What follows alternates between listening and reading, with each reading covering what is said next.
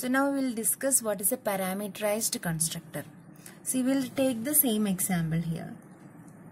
So what was the question? It is to display a complex number, and taking the same example of class n complex, making the data, that is the variables private, that is x and y.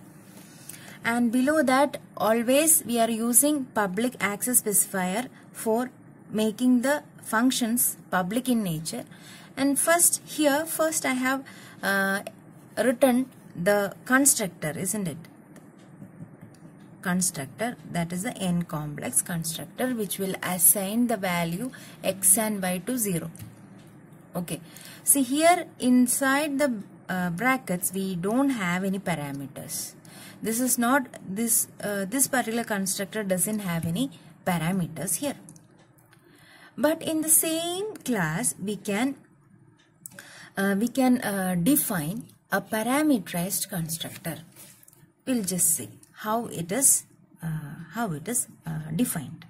Okay, so in the constructor, what is the first condition? It should have the same name as that of the class. So what is the name of the class? N complex. So writing n complex.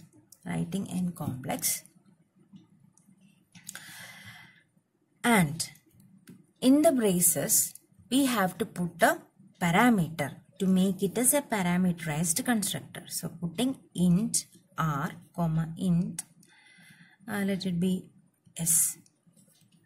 Okay, and defining it inside the class itself. So now x is assigned the value of r and y is assigned the value of s. Closing the braces. Now I have defined a constructor which is having parameters inside this one. So this is known as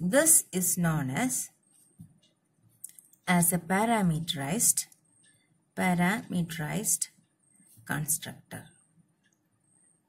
So we have gone through a normal constructor and a parameterized constructor and a default constructor.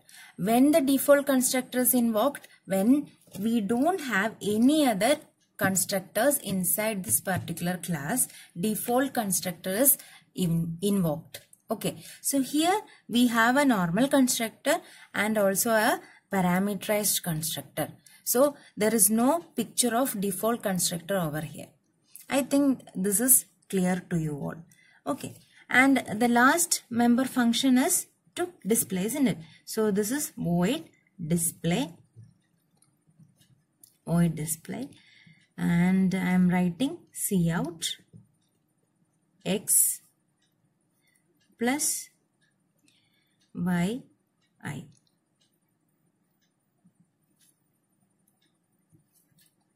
Closing the class with a semicolon.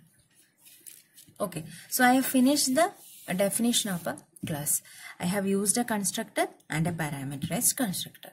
Now in the main program, how will I invoke a constructor and how will I invoke a parameterized constructor? We will see. Okay, so I am starting with the void main function, and first I need a normal constructor. What I should do? I should first declare a class, that is first declare an object, that is class n complex. Suppose I need the object name to be O1.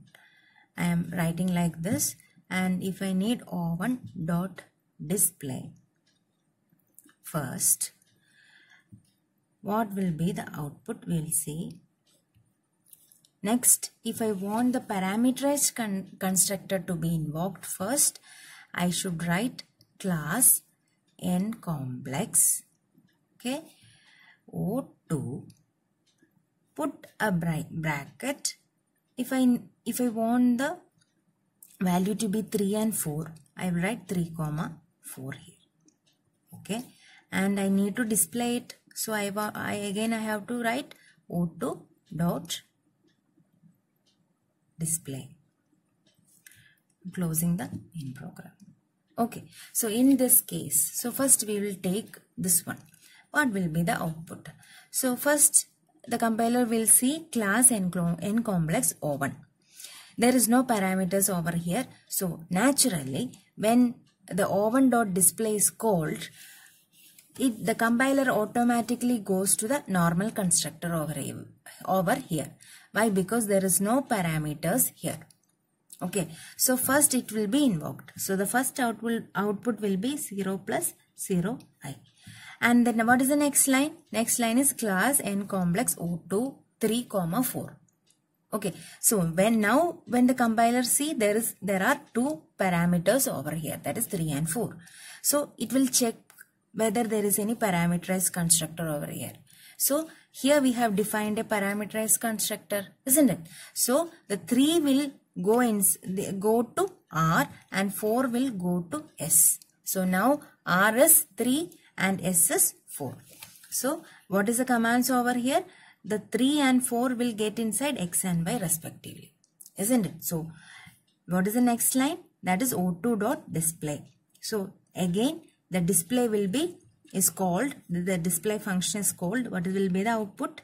3 plus 4i. Okay, so these are the ways in which we can invoke the normal constructor and the parameterized constructor. Okay, and the thing you have to remember is that the first one, the constructor will be having the same name of the class. Okay, second one, it doesn't have any return type.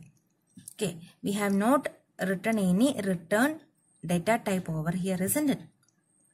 And the third one is, this particular constructor can have overloading. That is, constructor overloading is possible. What is an overloading? What is a function overloading? That is, with the same name, we can define and declare a function. But there are conditions in which it will vary. There are the several conditions it will vary, and the same is applicable to the constructor also. See here, I have a constructor with the same name, n complex without any parameters and n complex with parameters. So it is having the same name, but it can be invoked in different ways in the same program. So the third one is, constructor overloading is possible for a constructor. So these are the main 3 things you have to remember for a constructor. I hope this is clear to you.